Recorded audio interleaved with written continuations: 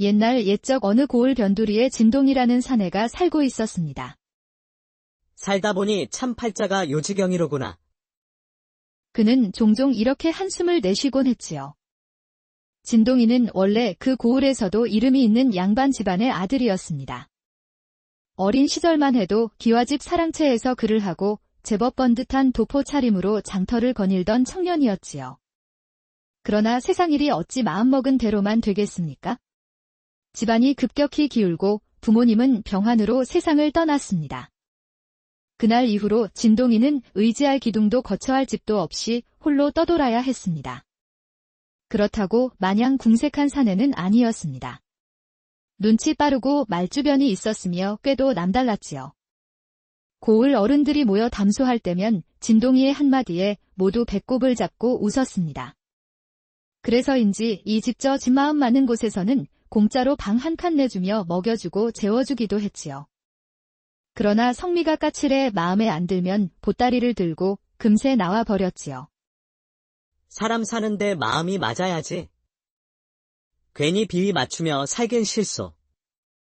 그가 늘 하던 말이었습니다. 세월은 흘러 어느덧 30을 훌쩍 넘겼습니다. 장가도 못 간 총각 신세가 되었지요. 장터를 지날 때마다 그는 젊은 부부가 마주 앉아 웃는 모습을 곁눈질하며 속으로 중얼거렸습니다. 나도 저렇게 한 집안 가장이 돼야 할 터인데. 그러나 현실은 녹록지 않았습니다. 집 한 채 없이 떠도는 사내에게 누가 기꺼이 딸을 맡기겠습니까?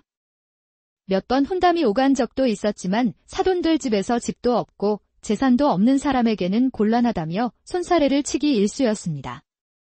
그럴 때마다 진동이는 껄껄 웃으며 넘겼지만 속은 점점 타들어갔습니다. 그렇게 하루하루를 보내던 어느 날 우물가에 앉아있던 진동이의 귀에 건너 마을 이야기가 들려왔습니다. 그 마을에 김진사라는 사람이 있는데 그 집 규수가 살림이 야무지고 인물이 곱다는 소문이었지요. 그때부터 그의 가슴은 묘하게 설레기 시작했습니다. 그리고 우연히 길을 지나던 이웃 선비가 그 얘기를 꺼냈습니다. 진동이, 자네 장가 한번 가볼 생각 없나?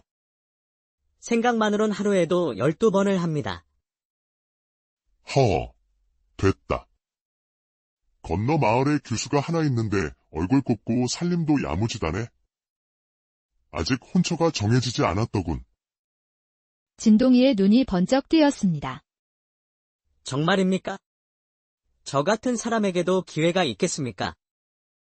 자네야 본래 양반 출신이지 않은가? 게다가 그 집 사정이 자네 처지와 맞을지도 모르네? 어찌 맞는단 말씀입니까? 그 집의 딸이 하나뿐이라네. 사위를 데리고 살 생각이라더군. 진동이의 입가에 미소가 번졌습니다. 집 없는 처지에 데릴 사위라면 오히려 좋은 조건이지요. 이거야말로 하늘이 주신 인연이 아닙니까? 어르신께서 꼭 중매 좀 서주시지요. 그렇게 선비는 기꺼이 발걸음을 옮겼습니다. 김진사의 집은 대문이 크고 사랑채가 반듯한, 보기에도 살림이 넉넉해 보이는 집이었습니다. 마침 규수의 아비 김진사는 사랑방에서 손님을 맡고 있었지요. 선비가 앉자마자 운을 뗐습니다. 이번에 중매 하나 서려합니다. 제 이웃에 진동이라는 총각이 있는데 성품이 곱고 머리 회전이 빠릅니다. 집안이 기울어 집은 없지만 데릴 사위로는 더할 나위 없을 겁니다. 김진사는 눈썹을 찡그렸습니다. 듣자 하니 집이 없다 하셨소. 그래도 양반 출신이라면 괜찮을지도 모르지. 그러나 그 자리에 있던 집안 어른 한 사람이 슬그머니 한마디 얹었습니다. 그 총각, 듣기로는 고자라 하던데. 사람은 멀쩡해 보여도 속은 알 수 없지. 그 한마디가 김진사의 마음을 흔들었습니다. 혼담이 시작되기도 전에 벌써 불안의 씨앗이 심어진 셈이지요. 그날 저녁, 진동이는 선비에게서 이상한 기류를 감지했습니다. 중매가 성사되긴 하겠지요. 그게 규수 아버지가 영머뭇거리시더군. 머뭇거리단. 누군가 자네가 고자라는 소문을 냈나봐. 진동의 눈빛이 번뜩했습니다. 아니, 그런 말 같지도 않은 헛소리를 대체 누가 퍼뜨린 겁니까? 이렇게 멀쩡한 사람을 두고 고자라니. 그는 잠시 이를 악물더니 자리에서 벌떡 일어섰습니다. 이건 가만두면 안 됩니다. 어르신, 길 안내 좀 해주시죠. 당장 그 집에 가야겠습니다. 밤이 깊어갈 무렵 김진사의 집 대문이 쾅쾅 울렸습니다. 이 밤중에 누가 이렇게 요란을 떠는가? 대문을 열자 기세등등한 진동이가 서 있었지요. 이 댁 주인이십니까? 그렇소만, 이 밤중에 무슨 일로? 그렇다면 왜 멀쩡한 사내를 병신으로 만들었는지 물어야겠습니다. 김진사의 얼굴이 굳어졌습니다. 그게 무슨 말이요? 저를 고자라 했다지 않습니까? 그 말로 제 장가기를 막으셨습니다. 사람의 자존심을 짓밟은 것도 모자라 인생까지 맡겠다는 겁니까? 진동이는 목소리를 더욱 높였습니다. 사람이야 속을 들여다볼 수 없는 법이지만 내가 멀쩡하단 건 증명할 방법이 1000가지도 넘소. 그런데도 이런 헛소문을 믿고 딸을 안 주시겠다. 이건 부당한 일이오. 그는 마당 한가운데 버티고 서서 주먹을 불끈 쥐었습니다. 이 일이 해결되기 전엔 이 집에서 한 발자국도 안 나갈 것입니다. 김진사는 난처했습니다. 딸이 하나뿐이라 사위를 들이지 않으면 대가 끊길 판이었지요. 게다가 진동이의 눈빛엔 물러섬이 전혀 없었습니다. 잠시 침묵이 흐른 뒤 김진사는 결국 한숨을 내쉬었습니다. 좋소. 오해가 있었던 모양이니 혼사는 그대로 진행하리다. 그리하여 며칠 뒤 진동이는 기세등등하게 김진사의 딸과 혼례를 올렸습니다. 그리고 곧바로 처가살이가 시작되었지요. 속으로 그는 흐뭇하게 웃었습니다. 좋아. 절반은 이뤘다. 남은 건 기회를 노리는 일뿐.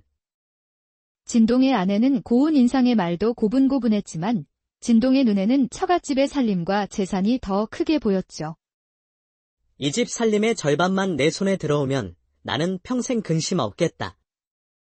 그는 어느 날 장인과 장모가 장터에 나간 틈을 타 아내를 먼 친척집으로 몰래 보냈습니다. 이건 잠깐 피신이야. 며칠만 있으면 다시 데리러 올 테니 겁내지 말고. 규수는 영문을 몰랐지만 남편의 단호한 얼굴에 고개를 끄덕였지요. 다음 날 아침 안채는 난리가 났습니다. 아, 우리 딸이 어디 갔어? 장모는 집안 구석구석을 뒤졌고 하인들은 마을 골목마다 이름을 부르며 돌아다녔습니다. 그러나 아무데도 그림자조차 보이지 않았지요. 그때 사랑채에서 느긋하게 차를 마시던 진동이가 천천히 일어났습니다. 장인어른, 이게 어찌 된 일입니까? 그건 내가 묻고 싶네. 자네 아내가 온데간데 없네? 진동이는 이때다 싶어 목소리를 높였습니다. 혹시 장인어른이 다른 데로 빼돌리신 거 아닙니까? 뭐라? 아내를 다른 데 시집 보내려고 몰래 치운 것 아니냐는 겁니다. 처음부터 나 같은 사위를 마음에 들어한 게 아니었겠지요. 그러니 고자라는 소문도 내시고 이제는 딸을 어딘가로 빼돌리신 게 분명합니다. 장모는 기절초풍했고 하인들까지 웅성거렸습니다. 동네 사람들도 소란에 이끌려 담장 밖에서 귀를 기울였습니다. 진동이는 일부러 더 크게 소리쳤습니다. 멀쩡한 사위를 병신이라고 소문내더니 이젠 아내까지 빼돌린단 말입니까? 장인의 얼굴은 빨개졌지요. 그러나 억울함을 해명할 길이 없었습니다. 왜냐하면 아무도 진동의 아내가 어디로 갔는지 몰랐으니까요. 장인과 장모는 하룻밤 사이에 늙어버린 사람 같았습니다. 사위, 아무래도 우리 딸이 사라진 건 우리 잘못이 아닌데. 진동이는 팔짱을 끼고 고개를 저었습니다. 잘못이 아니란. 장인어른 댁에서 사라졌으면 그 책임은 장인어른께 있는 겁니다. 장인은 입술을 깨물었습니다. 그러니 내 말은 혹시 도적이... 도적이요. 참 기가 막히네요. 멀쩡히 처갓집에서 살던 여자를 도적이 훔쳐간다. 그럴 바에야 차라리 장인어른이 빼돌렸다고 하는 게 더 믿을 만하죠. 장모는 참다 못해 손사래를 쳤습니다. 이복의 사위, 말 좀 가려하게. 그러자 진동이는 자리에서 벌떡 일어나 마루 끝까지 걸어 나갔습니다. 좋습니다. 이렇게 된 이상 저는 더 이상 이 집에 머물 이유가 없습니다. 아내가 없는 사위라니, 이건 허울뿐인 자리 아닙니까? 차라리 다른 여자를 맞아 새 살림을 차리겠습니다. 장인과 장모의 얼굴이 동시에 굳어졌습니다. 다른 여자라니, 그게 어디 쉬운 줄 아느냐. 쉬운 일 아닙니다. 그래서 부탁드리는 겁니다. 뭘 부탁한다는 거냐. 장가갈 미천을 주십시오. 그 말에 장인은 눈이 휘둥그레졌습니다. 아니, 딸을 잃어버린 것도 모자라서 살림까지 달라느냐. 잃어버린 게 아니라 빼돌리신 거죠. 제 입장에선 마누라를 잃었으니 당연히 새 살림 차릴 미천을 받아야 하지 않겠습니까? 마당에 모여있던 하인들과 구경꾼들은 속으로 혀를 찼습니다. 장인은 체면이 땅에 떨어지는 기분이었습니다. 동네 사람들이 다 보고 있는데 고집 센 사위가 이렇게 몰아붙이니 물러설 수가 없었습니다.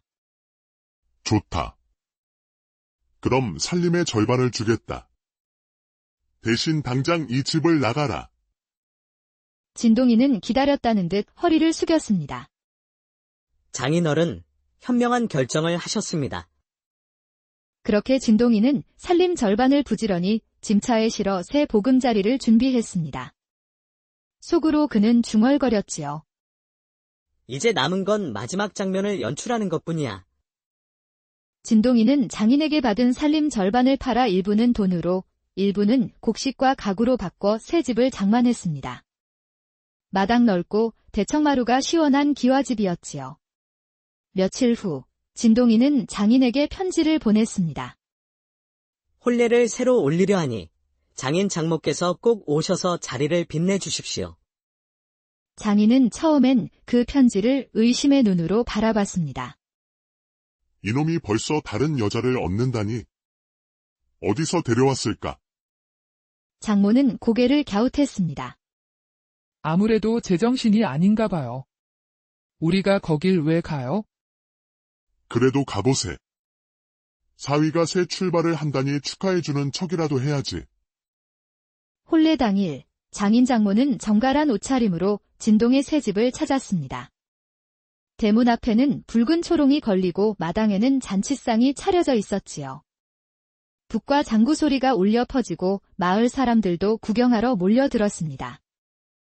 장인어른, 장모님, 오셨습니까? 진동이가 활짝 웃으며 맞아주었습니다. 오늘은 참 경사스러운 날이니 마음껏 드시고 즐기십시오. 그리고 드디어 신부가 들어오는 순간이 되었지요. 꽃가마의 문이 열리자 가리개 너머로 고운 손이 살짝 보였습니다. 하객들이 숨을 죽이고 기다리는데 신부가 가리개를 들추자 장인 장모는 동시에 눈이 휘둥그레졌습니다. 아니, 우리 딸이잖아. 교수는 부끄러운 듯 고개를 숙였지만 입가에는 미묘한 웃음이 번졌지요. 진동이가 태연하게 말했습니다.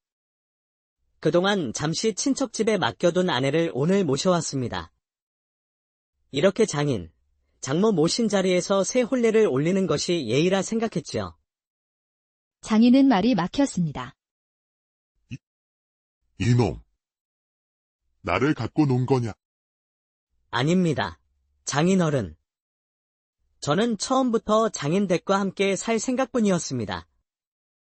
다만 제 미천이 필요했을 뿐이죠. 마당에 모인 사람들은 폭소를 터뜨렸습니다. 아이고, 저 사위 보통 내기가 아니네. 장인은 허탈하게 웃으며 고개를 저었습니다. 허, 내 사위가 보통이 넘는구나. 그날 잔치는 밤늦도록 이어졌고 진동이는 아내와 재산을 모두 손에 넣은 채 부유한 삶을 시작했지요. 그날 이후 진동이는 마을에서 꽤 많은 사위로 불렸습니다. 장인 장모는 처음엔 분을 사귀지 못했지만 시간이 지나며 차츰 웃으며 그 일을 이야기하곤 했습니다. 우리 사위, 사람 속을 들었다 놨다 하는 재주가 하늘이 내린 듯하네.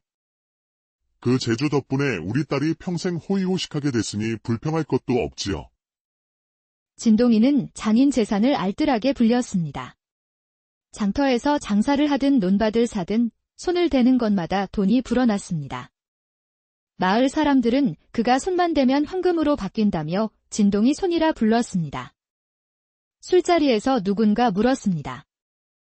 이보게, 자네는 어찌 그리 머리가 잘 돌아가는가? 진동이는 잔을 들어 올리며 태연히 대답했습니다. 세상살이란 말이요. 힘만 쓰는 게 아니라 머리도 써야 하는 법이지요. 힘은 젊은 놈들도 있지만 꾀는 나이 먹어야 깊어지는 법이거든. 훗날 사람들은 진동이 이야기를 전하며 이렇게 말했습니다. 꾀와 담력만 있으면 빈손으로 옛날 옛적 어느 고을 변두리에 진동이라는 사내가 살고 있었습니다. 살다 보니 참 팔자가 요지경이로구나. 그는 종종 이렇게 한숨을 내쉬곤 했지요. 진동이는 원래 그 고을에서도 이름이 있는 양반 집안의 아들이었습니다. 어린 시절만 해도 기와집 사랑채에서 글을 하고 제법 번듯한 도포 차림으로 장터를 거닐던 청년이었지요. 그러나 세상일이 어찌 마음먹은 대로만 되겠습니까? 집안이 급격히 기울고 부모님은 병환으로 세상을 떠났습니다. 그날 이후로 진동이는 의지할 기둥도 거처할 집도 없이 홀로 떠돌아야 했습니다. 그렇다고 마냥 궁색한 사내는 아니었습니다.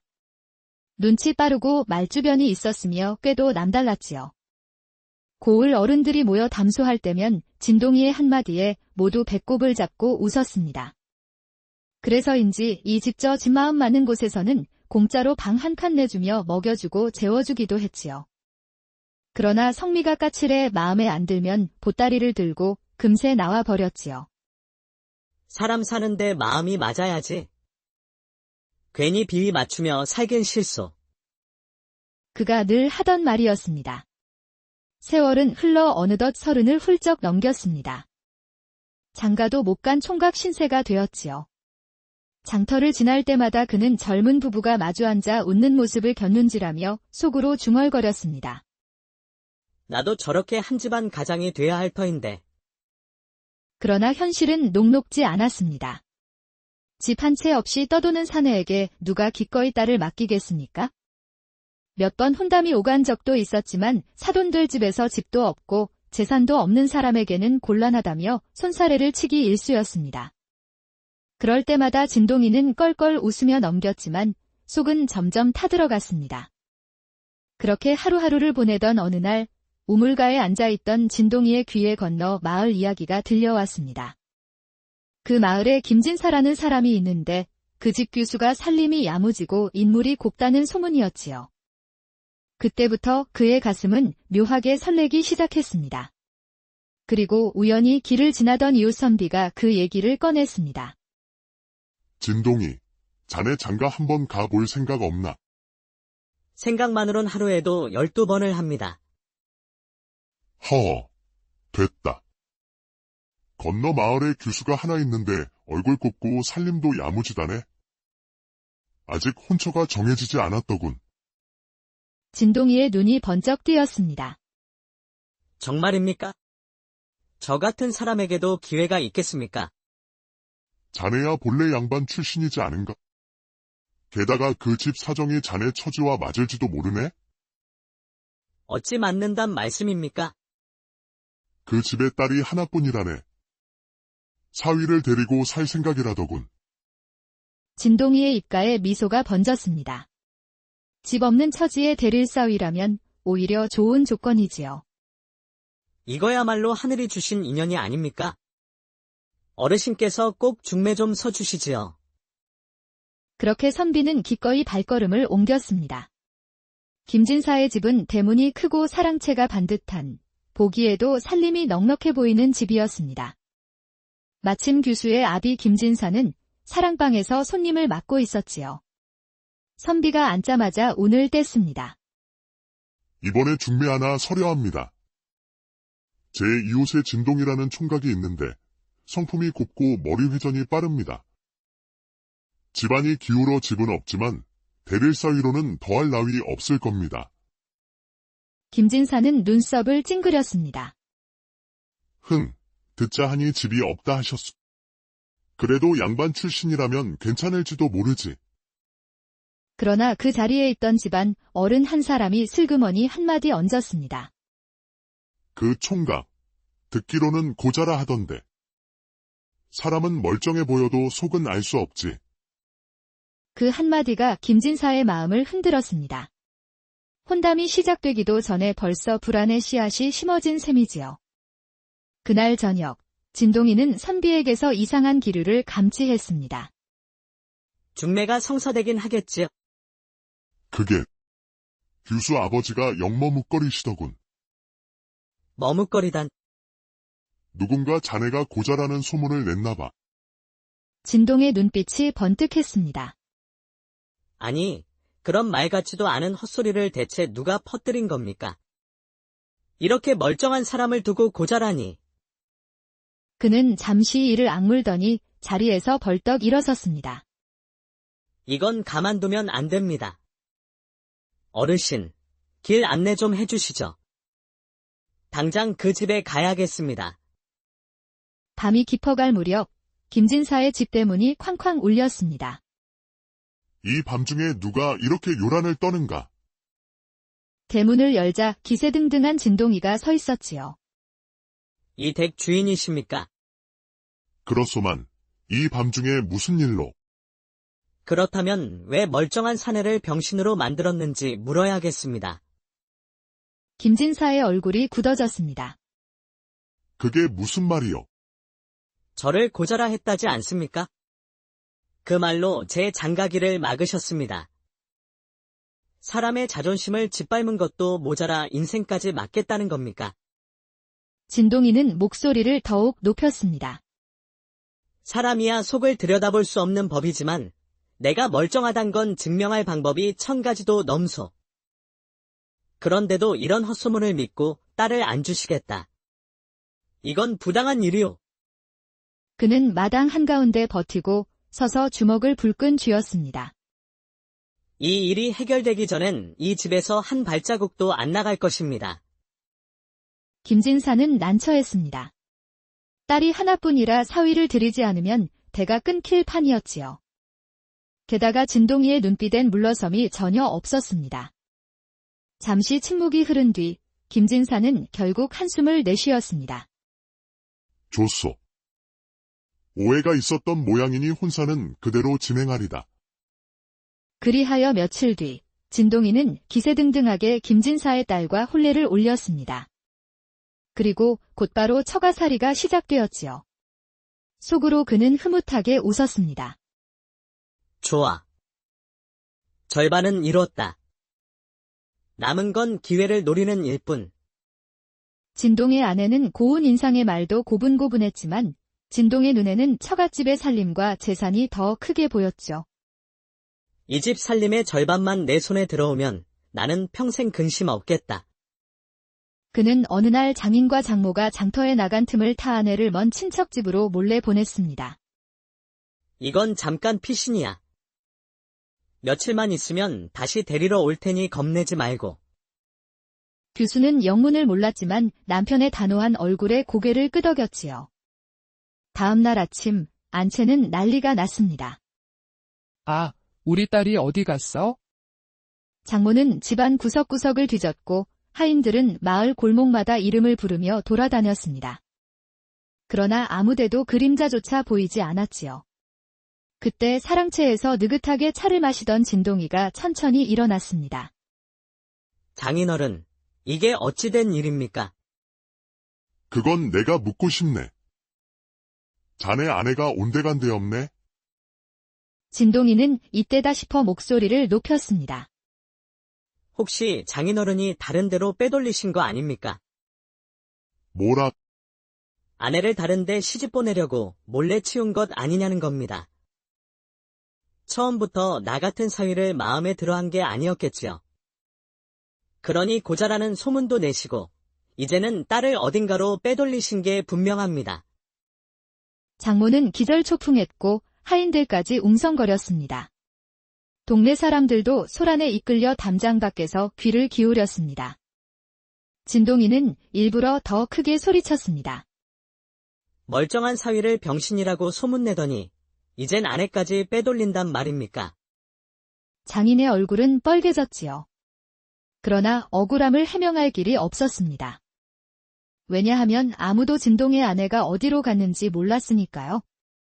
장인과 장모는 하룻밤 사이에 늙어버린 사람 같았습니다. 사위, 아무래도 우리 딸이 사라진 건 우리 잘못이 아닌데. 진동이는 팔짱을 끼고 고개를 저었습니다. 잘못이 아니란. 장인어른 댁에서 사라졌으면 그 책임은 장인어른께 있는 겁니다. 장인은 입술을 깨물었습니다. 그러니 내 말은 혹시 도적이... 도적이요. 참 기가 막히네요. 멀쩡히 처갓집에서 살던 여자를 도적이 훔쳐간다. 그럴 바에야 차라리 장인어른이 빼돌렸다고 하는 게 더 믿을 만하죠. 장모는 참다 못해 손사래를 쳤습니다. 이복의 사위, 말 좀 가려하게. 그러자 진동이는 자리에서 벌떡 일어나 마루 끝까지 걸어 나갔습니다. 좋습니다.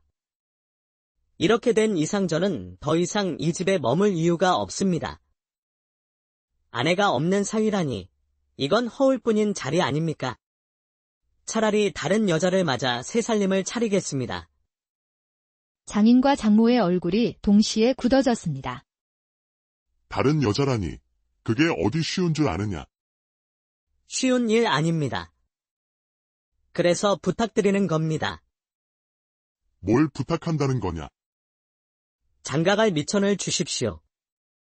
그 말에 장인은 눈이 휘둥그레졌습니다. 아니, 딸을 잃어버린 것도 모자라서 살림까지 달라느냐. 잃어버린 게 아니라 빼돌리신 거죠. 제 입장에선 마누라를 잃었으니 당연히 새 살림 차릴 미천을 받아야 하지 않겠습니까? 마당에 모여있던 하인들과 구경꾼들은 속으로 혀를 찼습니다. 장인은 체면이 땅에 떨어지는 기분이었습니다. 동네 사람들이 다 보고 있는데 고집센 사위가 이렇게 몰아붙이니 물러설 수가 없었습니다. 좋다. 그럼 살림의 절반을 주겠다. 대신 당장 이 집을 나가라. 진동이는 기다렸다는 듯 허리를 숙였습니다. 장인어른, 현명한 결정을 하셨습니다. 그렇게 진동이는 살림 절반을 부지런히 짐차에 실어 새 보금자리를 준비했습니다. 속으로 그는 중얼거렸지요. 이제 남은 건 마지막 장면을 연출하는 것뿐이야. 진동이는 장인에게 받은 살림 절반을 팔아 일부는 돈으로, 일부는 곡식과 가구로 바꿔 새 집을 장만했습니다. 마당 넓고 대청마루가 시원한 기와집이었지요. 며칠 후, 진동이는 장인에게 편지를 보냈습니다. 혼례를 새로 올리려 하니 장인 장모께서 꼭 오셔서 자리를 빛내주십시오. 장인은 처음엔 그 편지를 의심의 눈으로 바라봤습니다. 이놈이 벌써 다른 여자를 얻는다니. 어디서 데려왔을까? 장모는 고개를 갸웃했습니다. 아무래도 제정신이 아닌가 봐요. 우리가 거길 왜 가요? 그래도 가보세. 사위가 새 출발을 한다니 축하해주는 척이라도 해야지. 혼례 당일, 장인 장모는 정갈한 옷차림으로 진동의 새 집을 찾았습니다. 대문 앞에는 붉은 초롱이 걸리고 마당에는 잔치상이 차려져 있었지요. 북과 장구 소리가 울려 퍼지고 마을 사람들도 구경하러 몰려들었습니다. 장인어른, 장모님, 오셨습니까? 진동이가 활짝 웃으며 맞아주었습니다. 오늘은 참 경사스러운 날이니 마음껏 드시고 즐기십시오. 그리고 드디어 신부가 들어오는 순간이 되었지요. 꽃가마의 문이 열리자 가리개 너머로 고운 손이 살짝 보였습니다. 하객들이 숨을 죽이고 기다리는데 신부가 가리개를 들추자 장인 장모는 동시에 눈이 휘둥그레졌습니다. 아니, 우리 딸이잖아. 교수는 부끄러운 듯 고개를 숙였지만 입가에는 미묘한 웃음이 번졌지요. 진동이가 태연하게 말했습니다. 그동안 잠시 친척집에 맡겨둔 아내를 오늘 모셔왔습니다. 이렇게 장인, 장모 모신 자리에서 새 혼례를 올리는 것이 예의라 생각했지요. 장인은 말이 막혔습니다. 이놈. 나를 갖고 논 거냐? 아닙니다. 장인어른. 저는 처음부터 장인댁과 함께 살 생각뿐이었습니다. 다만 제 미천이 필요했을 뿐이죠. 마당에 모인 사람들은 폭소를 터뜨렸습니다. 아이고, 저 사위 보통 내기가 아니네. 장인은 허탈하게 웃으며 고개를 저었습니다. 허, 내 사위가 보통이 넘는구나. 그날 잔치는 밤늦도록 이어졌고 진동이는 아내와 재산을 모두 손에 넣은 채 부유한 삶을 시작했지요. 그날 이후 진동이는 마을에서 꽤 많은 사위로 불렸습니다. 장인 장모는 처음엔 분을 사귀지 못했지만 시간이 지나며 차츰 웃으며 그 일을 이야기하곤 했습니다. 우리 사위, 사람 속을 들었다 놨다 하는 재주가 하늘이 내린 듯하네. 그 재주 덕분에 우리 딸이 평생 호의호식하게 됐으니 불평할 것도 없지요. 진동이는 장인 재산을 알뜰하게 불렸습니다. 장터에서 장사를 하든 논밭을 사든 손을 대는 것마다 돈이 불어났습니다. 마을 사람들은 그가 손만 대면 황금으로 바뀐다며 진동이 손이라 불렀습니다. 술자리에서 누군가 물었습니다. 이보게, 자네는 어찌 그리 머리가 잘 돌아가는가? 진동이는 잔을 들어 올리며 태연히 대답했습니다. 세상살이란 말이요. 힘만 쓰는 게 아니라 머리도 써야 하는 법이지요. 힘은 젊은 놈들도 있지만 꾀는 나이 먹어야 깊어지는 법이거든. 훗날 사람들은 진동이 이야기를 전하며 이렇게 말했습니다. 꾀와 담력만 있으면 빈손으로 옛날 옛적 어느 고을 변두리에 진동이라는 사내가 살고 있었습니다. 살다 보니 참 팔자가 요지경이로구나. 그는 종종 이렇게 한숨을 내쉬곤 했지요. 진동이는 원래 그 고을에서도 이름이 있는 양반 집안의 아들이었습니다. 어린 시절만 해도 기와집 사랑채에서 글을 하고 제법 번듯한 도포 차림으로 장터를 거닐던 청년이었지요. 그러나 세상 일이 어찌 마음먹은 대로만 되겠습니까? 집안이 급격히 기울고 부모님은 병환으로 세상을 떠났습니다. 그날 이후로 진동이는 의지할 기둥도 거처할 집도 없이 홀로 떠돌아야 했습니다. 그렇다고 마냥 궁색한 사내는 아니었습니다. 눈치 빠르고 말주변이 있었으며 꾀도 남달랐지요. 고을 어른들이 모여 담소할 때면 진동이의 한마디에 모두 배꼽을 잡고 웃었습니다. 그래서인지 이 집저 집마음 많은 곳에서는 공짜로 방 한 칸 내주며 먹여주고 재워주기도 했지요. 그러나 성미가 까칠해 마음에 안 들면 보따리를 들고 금세 나와 버렸지요. 사람 사는데 마음이 맞아야지. 괜히 비위 맞추며 살긴 실소. 그가 늘 하던 말이었습니다. 세월은 흘러 어느덧 30을 훌쩍 넘겼습니다. 장가도 못 간 총각 신세가 되었지요. 장터를 지날 때마다 그는 젊은 부부가 마주 앉아 웃는 모습을 곁눈질하며 속으로 중얼거렸습니다. 나도 저렇게 한 집안 가장이 돼야 할 터인데. 그러나 현실은 녹록지 않았습니다. 집 한 채 없이 떠도는 사내에게 누가 기꺼이 딸을 맡기겠습니까? 몇 번 혼담이 오간 적도 있었지만 사돈들 집에서 집도 없고 재산도 없는 사람에게는 곤란하다며 손사래를 치기 일쑤였습니다. 그럴 때마다 진동이는 껄껄 웃으며 넘겼지만 속은 점점 타들어갔습니다. 그렇게 하루하루를 보내던 어느 날 우물가에 앉아있던 진동이의 귀에 건너 마을 이야기가 들려왔습니다. 그 마을에 김진사라는 사람이 있는데 그 집 규수가 살림이 야무지고 인물이 곱다는 소문이었지요. 그때부터 그의 가슴은 묘하게 설레기 시작했습니다. 그리고 우연히 길을 지나던 이웃 선비가 그 얘기를 꺼냈습니다. 진동이, 자네 장가 한번 가볼 생각 없나? 생각만으론 하루에도 12번을 합니다. 허, 됐다. 건너 마을에 규수가 하나 있는데 얼굴 곱고 살림도 야무지다네. 아직 혼처가 정해지지 않았더군. 진동이의 눈이 번쩍 뜨였습니다. 정말입니까?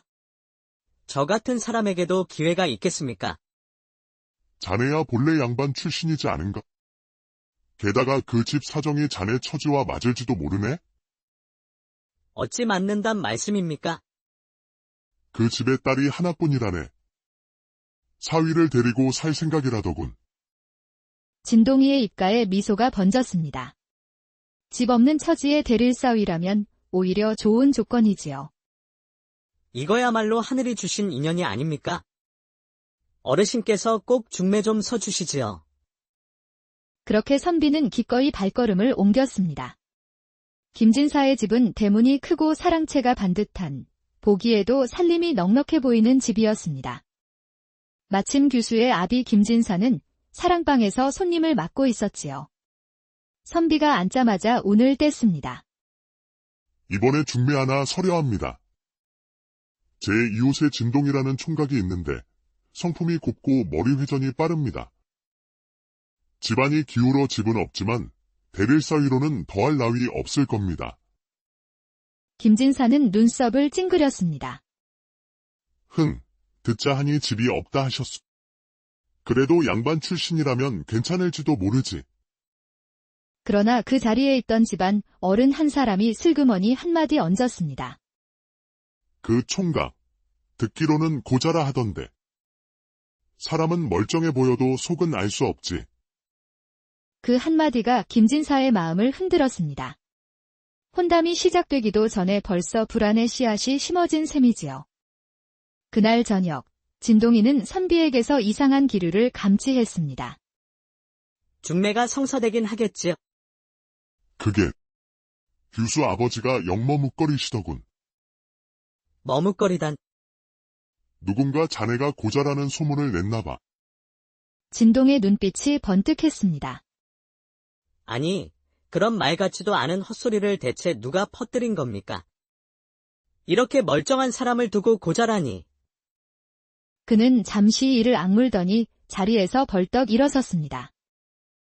이건 가만두면 안 됩니다. 어르신, 길 안내 좀 해주시죠. 당장 그 집에 가야겠습니다.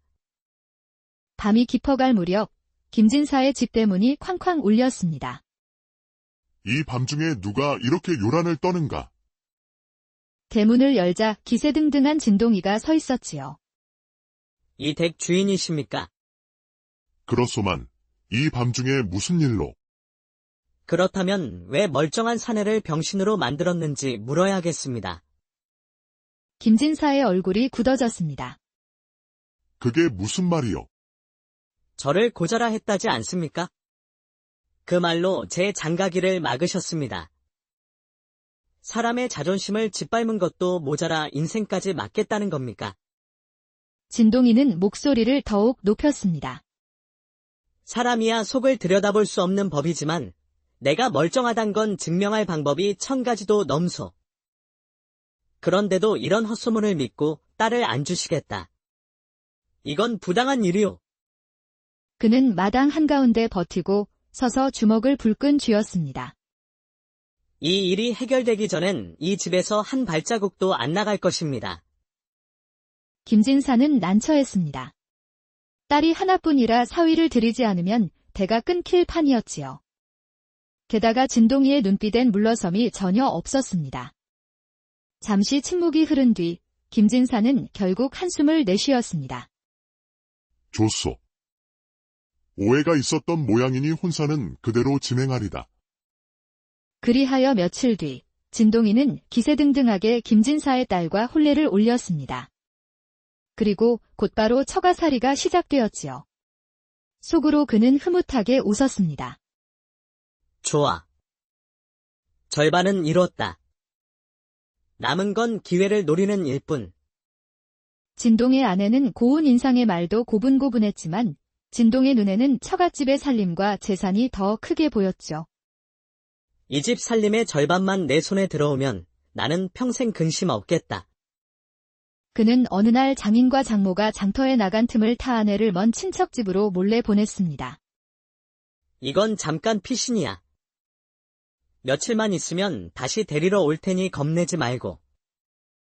규수는 영문을 몰랐지만 남편의 단호한 얼굴에 고개를 끄덕였지요. 다음 날 아침, 안채는 난리가 났습니다. 아, 우리 딸이 어디 갔어? 장모는 집안 구석구석을 뒤졌고 하인들은 마을 골목마다 이름을 부르며 돌아다녔습니다. 그러나 아무데도 그림자조차 보이지 않았지요. 그때 사랑채에서 느긋하게 차를 마시던 진동이가 천천히 일어났습니다. 장인어른, 이게 어찌 된 일입니까? 그건 내가 묻고 싶네. 자네 아내가 온데간데 없네? 진동이는 이때다 싶어 목소리를 높였습니다. 혹시 장인어른이 다른 데로 빼돌리신 거 아닙니까? 뭐라, 아내를 다른 데 시집 보내려고 몰래 치운 것 아니냐는 겁니다. 처음부터 나 같은 사위를 마음에 들어한 게 아니었겠지요. 그러니 고자라는 소문도 내시고 이제는 딸을 어딘가로 빼돌리신 게 분명합니다. 장모는 기절초풍했고 하인들까지 웅성거렸습니다. 동네 사람들도 소란에 이끌려 담장 밖에서 귀를 기울였습니다. 진동이는 일부러 더 크게 소리쳤습니다. 멀쩡한 사위를 병신이라고 소문내더니 이젠 아내까지 빼돌린단 말입니까? 장인의 얼굴은 빨개졌지요. 그러나 억울함을 해명할 길이 없었습니다. 왜냐하면 아무도 진동의 아내가 어디로 갔는지 몰랐으니까요. 장인과 장모는 하룻밤 사이에 늙어버린 사람 같았습니다. 사위. 아무래도 우리 딸이 사라진 건 우리 잘못이 아닌데. 진동이는 팔짱을 끼고 고개를 저었습니다. 잘못이 아니란. 장인어른 댁에서 사라졌으면 그 책임은 장인어른께 있는 겁니다. 장인은 입술을 깨물었습니다. 그러니 내 말은 혹시 도적이요. 참 기가 막히네요. 멀쩡히 처갓집에서 살던 여자를 도적이 훔쳐간다. 그럴 바에야 차라리 장인어른이 빼돌렸다고 하는 게 더 믿을 만하죠. 장모는 참다 못해 손사래를 쳤습니다. 이복의 사위, 말 좀 가려하게. 그러자 진동이는 자리에서 벌떡 일어나 마루 끝까지 걸어 나갔습니다. 좋습니다. 이렇게 된 이상 저는 더 이상 이 집에 머물 이유가 없습니다. 아내가 없는 사위라니 이건 허울뿐인 자리 아닙니까? 차라리 다른 여자를 맞아 새 살림을 차리겠습니다. 장인과 장모의 얼굴이 동시에 굳어졌습니다. 다른 여자라니. 그게 어디 쉬운 줄 아느냐.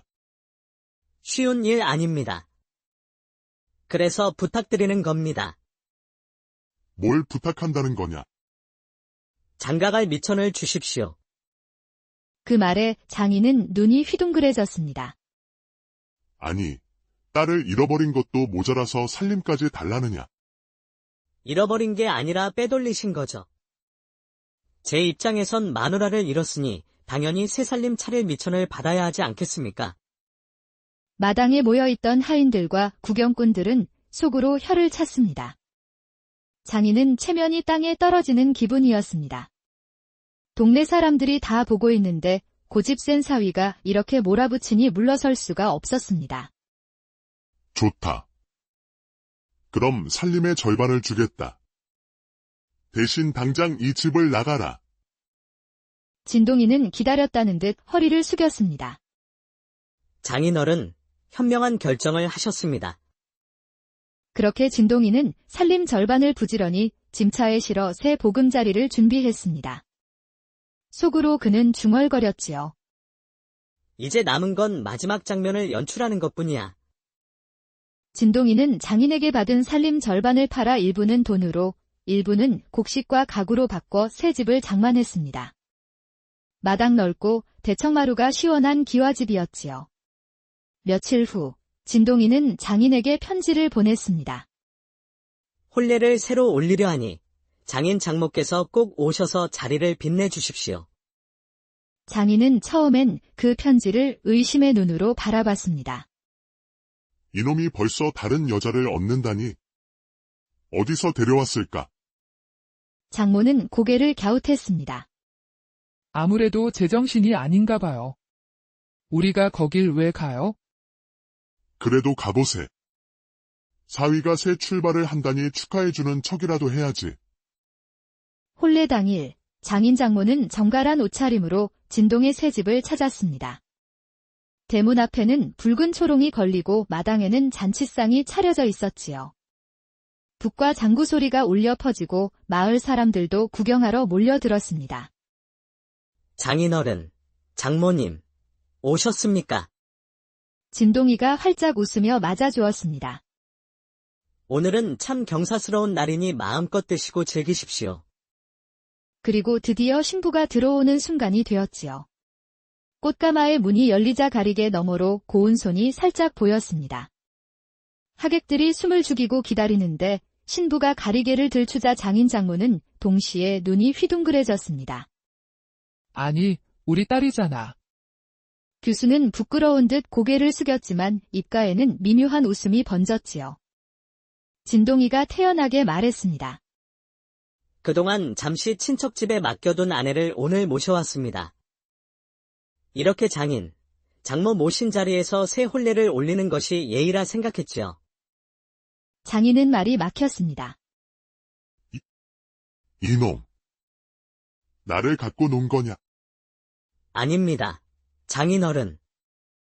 저는 처음부터 장인 댁과 함께 살 생각뿐이었습니다. 다만 제 미천이 필요했을 뿐이죠. 마당에 모인 사람들은 폭소를 터뜨렸습니다. 아이고, 저 사위 보통 내기가 아니네.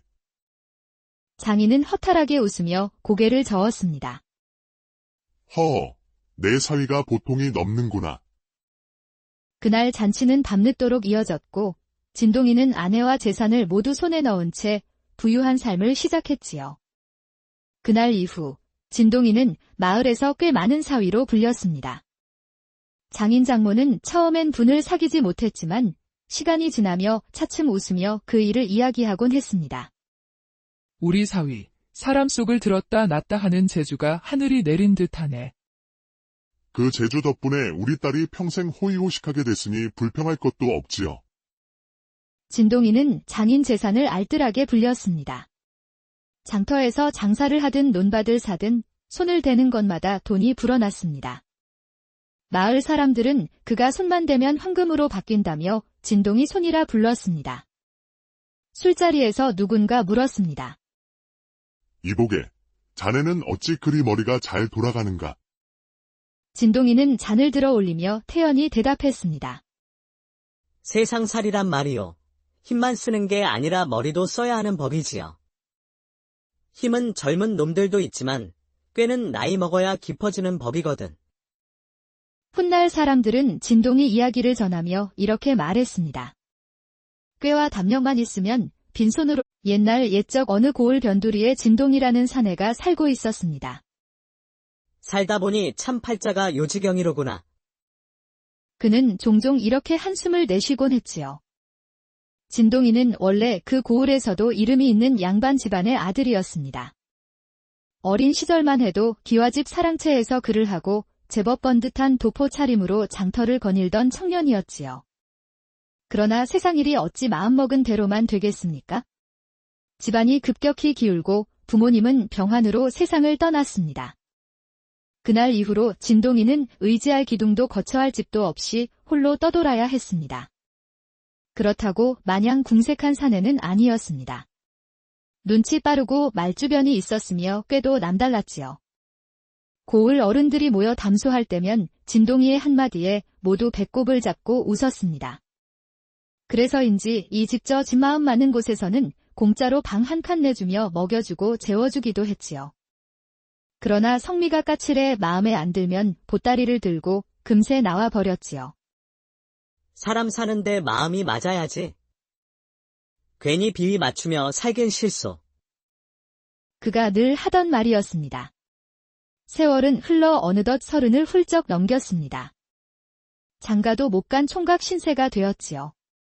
장터를 지날 때마다 그는 젊은 부부가 마주 앉아 웃는 모습을 곁눈질하며 속으로 중얼거렸습니다. 나도 저렇게 한 집안 가장이 돼야 할 터인데. 그러나 현실은 녹록지 않았습니다. 집 한 채 없이 떠도는 사내에게 누가 기꺼이 딸을 맡기겠습니까? 몇 번 혼담이 오간 적도 있었지만 사돈들 집에서 집도 없고 재산도 없는 사람에게는 곤란하다며 손사래를 치기 일쑤였습니다. 그럴 때마다 진동이는 껄껄 웃으며 넘겼지만 속은 점점 타들어갔습니다. 그렇게 하루하루를 보내던 어느 날 우물가에 앉아있던 진동이의 귀에 건너 마을 이야기가 들려왔습니다. 그 마을에 김진사라는 사람이 있는데 그 집 규수가 살림이 야무지고 인물이 곱다는 소문이었지요. 그때부터 그의 가슴은 묘하게 설레기 시작했습니다. 그리고 우연히 길을 지나던 이웃 선비가 그 얘기를 꺼냈습니다. 진동이, 자네 장가 한번 가볼 생각 없나? 생각만으론 하루에도 12번을 합니다. 허, 됐다. 건너 마을에 규수가 하나 있는데 얼굴 곱고 살림도 야무지다네. 아직 혼처가 정해지지 않았더군. 진동이의 눈이 번쩍 뜨였습니다. 정말입니까? 저 같은 사람에게도 기회가 있겠습니까? 자네야 본래 양반 출신이지 않은가? 게다가 그 집 사정이 자네 처지와 맞을지도 모르네? 어찌 맞는단 말씀입니까? 그 집에 딸이 하나뿐이라네. 사위를 데리고 살 생각이라더군. 진동이의 입가에 미소가 번졌습니다. 집 없는 처지에 데릴 사위라면 오히려 좋은 조건이지요. 이거야말로 하늘이 주신 인연이 아닙니까? 어르신께서 꼭 중매 좀 서주시지요. 그렇게 선비는 기꺼이 발걸음을 옮겼습니다. 김진사의 집은 대문이 크고 사랑채가 반듯한, 보기에도 살림이 넉넉해 보이는 집이었습니다. 마침 규수의 아비 김진사는 사랑방에서 손님을 맡고 있었지요. 선비가 앉자마자 운을 뗐습니다. 이번에 중매 하나 서려합니다. 제 이웃에 진동이라는 총각이 있는데 성품이 곱고 머리 회전이 빠릅니다. 집안이 기울어 집은 없지만 데릴 사위로는 더할 나위 없을 겁니다. 김진사는 눈썹을 찡그렸습니다. 듣자 하니 집이 없다 하셨소. 그래도 양반 출신이라면 괜찮을지도 모르지. 그러나 그 자리에 있던 집안 어른 한 사람이 슬그머니 한마디 얹었습니다. 그 총각, 듣기로는 고자라 하던데. 사람은 멀쩡해 보여도 속은 알 수 없지. 그 한마디가 김진사의 마음을 흔들었습니다. 혼담이 시작되기도 전에 벌써 불안의 씨앗이 심어진 셈이지요. 그날 저녁, 진동이는 선비에게서 이상한 기류를 감지했습니다. 중매가 성사되긴 하겠지요. 그게 규수 아버지가 영머뭇거리시더군. 머뭇거리단. 누군가 자네가 고자라는 소문을 냈나봐. 진동의 눈빛이 번뜩했습니다. 아니, 그런 말 같지도 않은 헛소리를 대체 누가 퍼뜨린 겁니까? 이렇게 멀쩡한 사람을 두고 고자라니. 그는 잠시 이를 악물더니 자리에서 벌떡 일어섰습니다. 이건 가만두면 안 됩니다. 어르신, 길 안내 좀 해주시죠. 당장 그 집에 가야겠습니다. 밤이 깊어갈 무렵 김진사의 집 대문이 쾅쾅 울렸습니다. 이 밤중에 누가 이렇게 요란을 떠는가? 대문을 열자 기세등등한 진동이가 서 있었지요. 이 댁 주인이십니까? 그렇소만, 이 밤중에 무슨 일로? 그렇다면 왜 멀쩡한 사내를 병신으로 만들었는지 물어야겠습니다. 김진사의 얼굴이 굳어졌습니다. 그게 무슨 말이요? 저를 고자라 했다지 않습니까? 그 말로 제 장가기를 막으셨습니다. 사람의 자존심을 짓밟은 것도 모자라 인생까지 막겠다는 겁니까? 진동이는 목소리를 더욱 높였습니다. 사람이야 속을 들여다볼 수 없는 법이지만 내가 멀쩡하단 건 증명할 방법이 1000가지도 넘소. 그런데도 이런 헛소문을 믿고 딸을 안 주시겠다. 이건 부당한 일이오. 그는 마당 한가운데 버티고 서서 주먹을 불끈 쥐었습니다. 이 일이 해결되기 전엔 이 집에서 한 발자국도 안 나갈 것입니다. 김진사는 난처했습니다. 딸이 하나뿐이라 사위를 들이지 않으면 대가 끊길 판이었지요. 게다가 진동이의 눈빛엔 물러섬이 전혀 없었습니다. 잠시 침묵이 흐른 뒤 김진사는 결국 한숨을 내쉬었습니다. 좋소. 오해가 있었던 모양이니 혼사는 그대로 진행하리다. 그리하여 며칠 뒤 진동이는 기세등등하게 김진사의 딸과 혼례를 올렸습니다. 그리고 곧바로 처가살이가 시작되었지요. 속으로 그는 흐뭇하게 웃었습니다. 좋아. 절반은 이뤘다. 남은 건 기회를 노리는 일뿐. 진동의 아내는 고운 인상의 말도 고분고분했지만 진동의 눈에는 처갓집의 살림과 재산이 더 크게 보였죠. 이 집 살림의 절반만 내 손에 들어오면 나는 평생 근심 없겠다. 그는 어느 날 장인과 장모가 장터에 나간 틈을 타 아내를 먼 친척집으로 몰래 보냈습니다. 이건 잠깐 피신이야. 며칠만 있으면 다시 데리러 올 테니 겁내지 말고. 규수는 영문을 몰랐지만 남편의 단호한 얼굴에 고개를 끄덕였지요. 다음 날 아침 안채는 난리가 났습니다. 아, 우리 딸이 어디 갔어? 장모는 집안 구석구석을 뒤졌고 하인들은 마을 골목마다 이름을 부르며 돌아다녔습니다. 그러나 아무데도 그림자조차 보이지 않았지요. 그때 사랑채에서 느긋하게 차를 마시던 진동이가 천천히 일어났습니다. 장인어른, 이게 어찌 된 일입니까? 그건 내가 묻고 싶네. 자네 아내가 온데간데 없네? 진동이는 이때다 싶어 목소리를 높였습니다. 혹시 장인어른이 다른 데로 빼돌리신 거 아닙니까? 뭐라? 아내를 다른 데 시집 보내려고 몰래 치운 것 아니냐는 겁니다. 처음부터 나 같은 사위를 마음에 들어한 게 아니었겠지요. 그러니 고자라는 소문도 내시고 이제는 딸을 어딘가로 빼돌리신 게 분명합니다. 장모는 기절초풍했고 하인들까지 웅성거렸습니다. 동네 사람들도 소란에 이끌려 담장 밖에서 귀를 기울였습니다. 진동이는 일부러 더 크게 소리쳤습니다. 멀쩡한 사위를 병신이라고 소문내더니 이젠 아내까지 빼돌린단 말입니까? 장인의 얼굴은 뻘개졌지요. 그러나 억울함을 해명할 길이 없었습니다. 왜냐하면 아무도 진동의 아내가 어디로 갔는지 몰랐으니까요. 장인과 장모는 하룻밤 사이에 늙어버린 사람 같았습니다. 사위. 아무래도 우리 딸이 사라진 건 우리 잘못이 아닌데.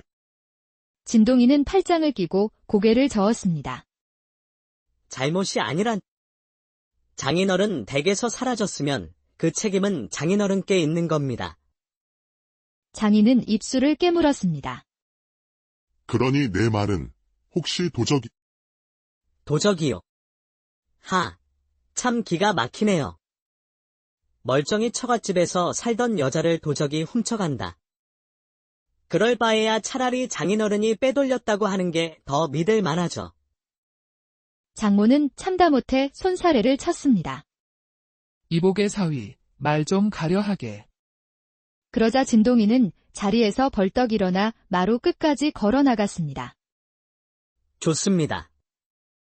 이렇게 된 이상 저는 더 이상 이 집에 머물 이유가 없습니다. 아내가 없는 사위라니 이건 허울뿐인 자리 아닙니까? 차라리 다른 여자를 맞아 새 살림을 차리겠습니다. 장인과 장모의 얼굴이 동시에 굳어졌습니다. 다른 여자라니. 그게 어디 쉬운 줄 아느냐. 쉬운 일 아닙니다. 그래서 부탁드리는 겁니다. 뭘 부탁한다는 거냐. 장가갈 미천을 주십시오. 그 말에 장인은 눈이 휘둥그레졌습니다. 아니, 딸을 잃어버린 것도 모자라서 살림까지 달라느냐. 잃어버린 게 아니라 빼돌리신 거죠. 제 입장에선 마누라를 잃었으니 당연히 새 살림 차릴 미천을 받아야 하지 않겠습니까? 마당에 모여있던 하인들과 구경꾼들은 속으로 혀를 찼습니다. 장인은 체면이 땅에 떨어지는 기분이었습니다. 동네 사람들이 다 보고 있는데 고집 센 사위가 이렇게 몰아붙이니 물러설 수가 없었습니다. 좋다. 그럼 살림의 절반을 주겠다. 대신 당장 이 집을 나가라. 진동이는 기다렸다는 듯 허리를 숙였습니다. 장인어른, 현명한 결정을 하셨습니다. 그렇게 진동이는 살림 절반을 부지런히 짐차에 실어 새 보금자리를 준비했습니다.